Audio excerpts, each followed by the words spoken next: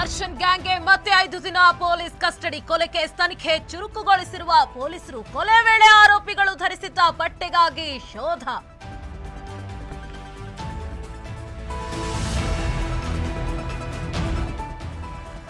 ಚಿತ್ರದುರ್ಗ ಮೂಲದ ರೇಣುಕಾ ಸ್ವಾಮಿ ಹತ್ಯೆ ಪ್ರಕರಣ. ಸ್ವಾಮಿಗೆ ಕರೆಂಟ್ ಶಾಕ್ ಕೊಟ್ಟಿದ್ದ ಆರೋಪಿಗಳು. ಪೊಲೀಸರ ತನಿಖೆ ವೇಳೆ ಹೊಸ ವಿಚಾರ ಬೆಳಕಿಗೆ.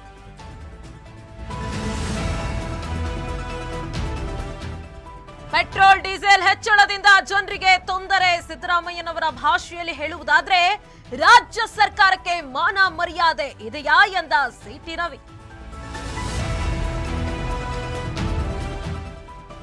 ಮರ ಬಿದ್ದ ಪರಿಣಾಮ ಕಾರಿನ ಬಾನೆಟ್ ನುಚ್ಚು.